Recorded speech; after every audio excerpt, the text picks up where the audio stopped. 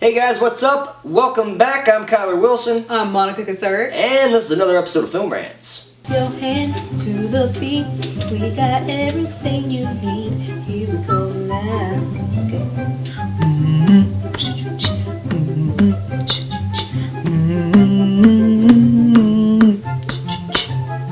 Hire this fucking idiot. Stick action in the throat.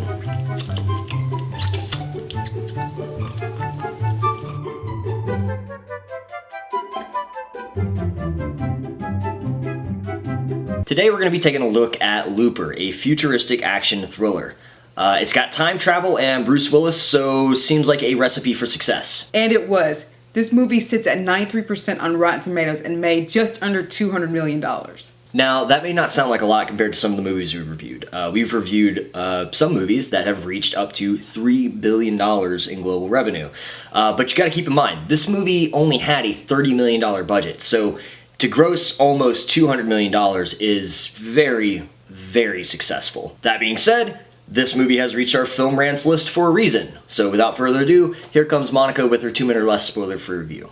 In 2074, when the mob wants to get rid of someone, the target is sent into the past where a hired gun awaits. Someone like Joe, who one day learns the mob wants to close his loop by sending back Joe's future self for an assassination.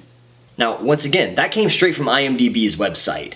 I can only imagine the pain that writer had in coming up with a synopsis, because this movie does very little to help in understanding the nonsensical nature of time travel. That being said, what'd you think? I really liked the film. I felt that in the setting of the year 2044, it wasn't overdone in a futuristic sense. It wasn't just thrown in our face that this is the future, but it is our world. This is how I think our 2044 will actually look like. Instead of flying cars or cars that reinvented the wheel, they just give them a different look. They're still cars, but overall they just were manipulated just to give us a futuristic look. Plus we get Bruce Willis. How can you not get excited for the Willis? Yeah, I mean, I'd mostly agree. I really did enjoy the film the first time I watched it. The world feels real. They do a good job with setting like the look and feel of the film. There are two A-listers, Joseph Gordon-Levitt and Bruce Willis, who you can't go wrong. They're both great. Emily Blunt is in the film, which I guess she's probably considered an A-lister now, but I don't think she really was at the time. She did an excellent job. There is a topless Piper Perabo, which is always really fun. Yeah, probably had that one coming too. There's a fair amount of gunplay and action, so yeah, I mean, this movie is totally watchable. Would you recommend it to a friend? I would recommend it to a friend, yes. So this is where we're going to kind of disagree. I would recommend it for like a single time view. If you're going to do it on video on demand, or if you're going to Redbox it or something like that, fine. Go ahead. It's, probably worth the $1.99 it is to rent it. But if you're like me and you like to buy your films, case in point, you probably should rethink this one. Because what I've noticed as a film, that the more I watch this movie, the worse it becomes. So there you have it. You know what that means. That was our spoiler-free portion. Now we're going into our spoiler-full portion. If you have not seen the movie, be prepared for us to ruin your viewing experience. But if you have seen the movie, grab some popcorn because it's about to get good. So, Looper is about a 25-year-old Joseph Gordon-Levitt Willis that works for a crime syndicate as a looper. Basically, the movie says that time travel is invented in the year 2074, but it's outlawed. So only the bad guys get to use this time travel technology, and they do so to make people disappear. Basically, the way it works is they send someone back, and Joseph Gordon-Levitt Willis, or another looper, kills that person. No evidence, it's clean as a whistle. Literally the first third of this film is spent explaining everything that I just did, which is a little annoying. It also shows what happens to Paul Dano when he doesn't close his loop. Closing your loop means your future self gets sent back by the crime syndicate because they want to tie up loose ends, and you have to kill yourself. So you kill yourself and you get this big payday, and then you live, I guess you just live the rest of your days like a wild man because you know the exact time and place that you're going to get sent back, so I mean, I'd party it up. Oh, and Piper Perabo is naked somewhere in there too. Anyway, Joseph Gordon-Levitt goes to his next target and Bruce Willis has been sent back and he has to close his loop. But instead, Bruce Willis throws that one-hitter quitter on Joseph Gordon-Levitt Willis and books it. So young Willis meets with old Willis at the diner. Old Willis tells a story about the Rainmaker who's taking over all the syndicates in the future. Legend is the Rainmaker came out of nowhere. In the span of 6 months, took total control of the 5 major syndicates. I'll take an army. And he is there to kill 3 children who could be the Rainmaker in the future. 1, 5, 3, 9, 0, 2, 9, 3, 5. If you think that sounds remarkably like the plot from 1991's The Terminator 2, it's because it is. A guy from the future is sent to the past to stop the rise of a rebel. Yeah, that's Terminator 2. Like, totally Terminator 2. Then pow pow pow, a gunfight. And young Willis gets some coordinates to the farm that the young Rainmaker is staying at. Young Willis goes to the farm where he meets Emily Blunt and her little devil child, the Rainmaker. Old Willis becomes a child murderer and suddenly we don't know who the bad guy is anymore. We thought it was Joseph Gordon-Levitt Willis, and then we thought it was Bruce Willis. Or is it the Gatman?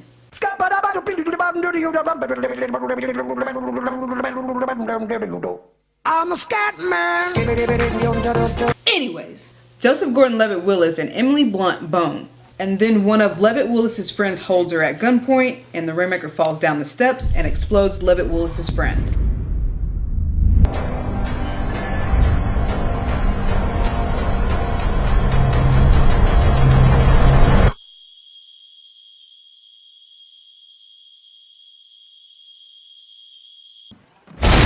Yeah, you remember that brief mention of TKs in the beginning of the movie? Chicks dig TK.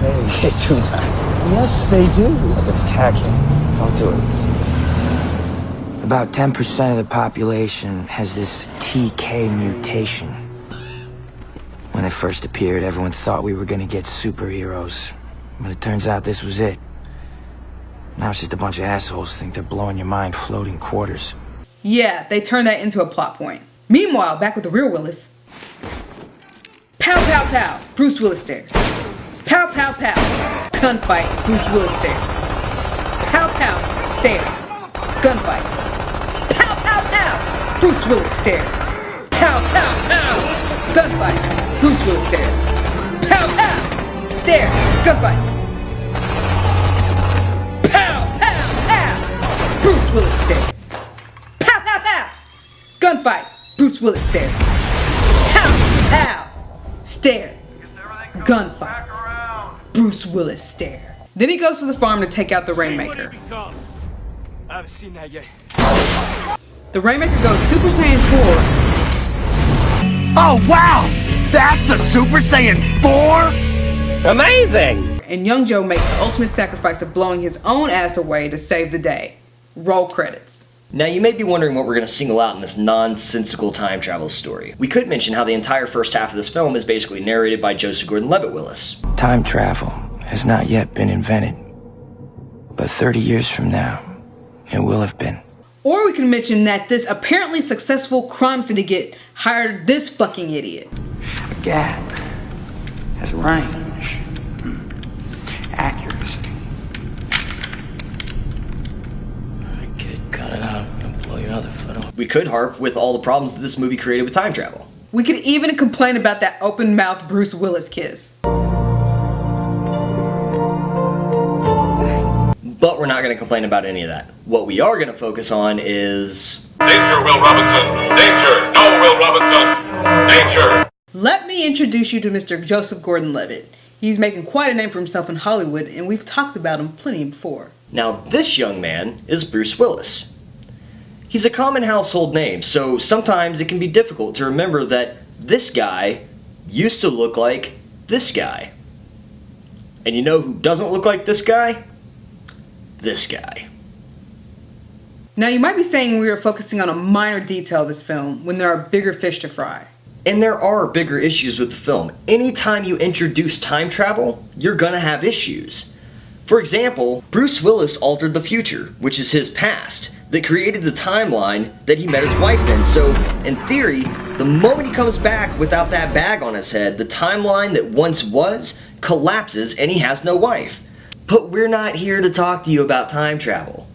We're simply here to say that this dude does not look like this dude. We aren't here to talk about how lazy it is of a movie to use this. I don't want to talk about time travel shit.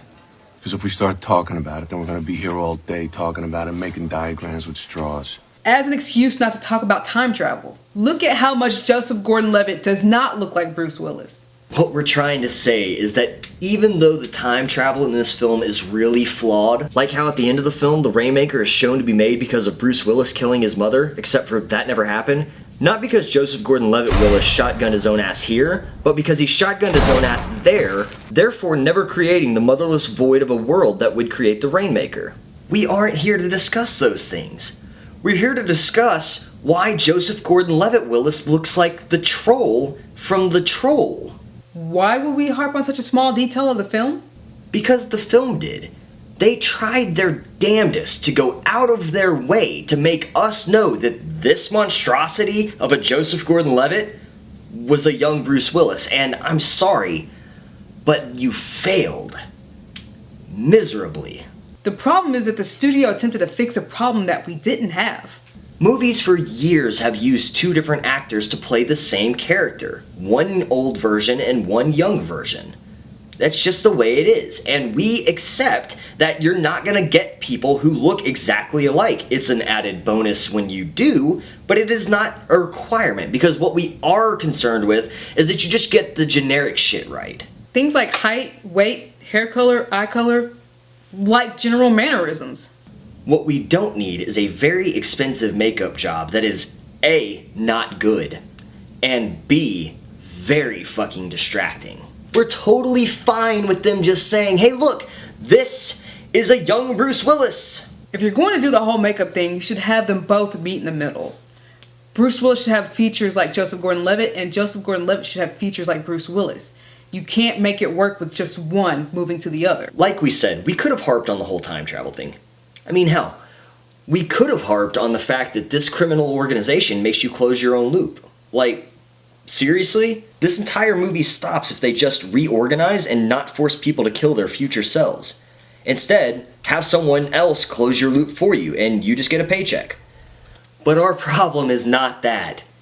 It's the terrible fucking makeup job. Thanks again for stopping by, guys. Catch us same time next week. Like and subscribe below. Feel free to hit us up on Facebook and Twitter. Bing bam boom. What'd you think of Looper?